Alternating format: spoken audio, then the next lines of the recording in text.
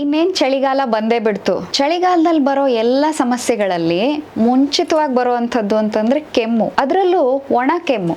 ಯಾರನ್ನು ನೋಡಿದ್ರು ಮೇಡಮ್ ಗಂಟ್ಲು ಕೆರೆದು ಕೆಮ್ಮು ಬರುತ್ತೆ, ಇದಕ್ಕೇನು ಮಾಡೋದು, ಎಷ್ಟು ದಿನ ಆದರೂ ಹೋಗೋದಿಲ್ಲ, ತಿಂಗಳುಗಟ್ಟಲೆ ಬೇಕು ಇದು ಕಡಿಮೆ ಆಗೋದಕ್ಕೆ, ಎಷ್ಟೋ ಔಷಧಿ ಮಾಡಿದ್ವಿ ಅಂತ ಹೇಳ್ತಾರೆ. ಹಾಗಾದರೆ ಒಣ ಕೆಮ್ಮಿಗೆ ಮನೆ ಮದ್ದು ಏನು ಮಾಡ್ಬೋದಪ್ಪ ಅಂತ ಕೇಳಿದರೆ, ಒಂದು ಲೋಟ ಬಿಸಿಯಾಗಿ ನೀರು ತೊಗೊಂಡ್ಬಿಟ್ಟು ಅದಕ್ಕೆ ಅರ್ಧ ಲಿಂಬೆ ಕಡಿಯನ್ನು ಹಿಂಡಬೇಕು. ಆ ಲಿಂಬೆ ಜ್ಯೂಸನ್ನು ಬಿಸಿ ಬಿಸಿ ನೀರಿಗೆ ಹಿಂಡ್ಬಿಟ್ಟು ಅದನ್ನು ಟೀ ಕುಡಿತೀರಲ್ವಾ ಆ ಥರ ಸಿಪ್ ಮಾಡಿ ಕುಡಿತಾ ಹೋಗಬೇಕು. ಇದರಿಂದ ಗಂಟಲು ಕೆರೆತ ಕಡಿಮೆ ಆಗುತ್ತೆ. ಅದರಿಂದಾಗಿ ಬರೋವಂತಹ ಕೆಮ್ಮು ಕೂಡ ಅಥವಾ ಡ್ರೈ ಕಫ್ ಅಂತೀವಿ ಅದು ಕೂಡ ಕಡಿಮೆ ಆಗುತ್ತೆ. ಇನ್ನು ಇದ್ರ ಜೊತೆಗೆ ಅರಿಶಿಣದ ಕಷಾಯವನ್ನು ಕೂಡ ಮಾಡಿ ಕುಡಿಬಹುದು. ಆ ಅರಿಶಿಣ ಕಷಾಯ ಹೇಗೆ ಮಾಡಬೇಕು ಅನ್ನೋದನ್ನು ನನ್ನ ಚಾನಲಲ್ಲಿ ಆಲ್ರೆಡಿ ನಾನು ಅಪ್ಲೋಡ್ ಮಾಡಿದ್ದೀನಿ. ಆ ವಿಡಿಯೋನ ಒಂದ್ಸಲ ನೋಡ್ಕೊಂಬಿಡಿ. ಇದರಿಂದ ಒಣ ಕೆಮ್ಮು ಅಥವಾ ಡ್ರೈ ಕಫನ್ನು ನಾವು ಆರಾಮಾಗಿ ನಿವಾರಣೆ ಮಾಡ್ಕೋಬಹುದು.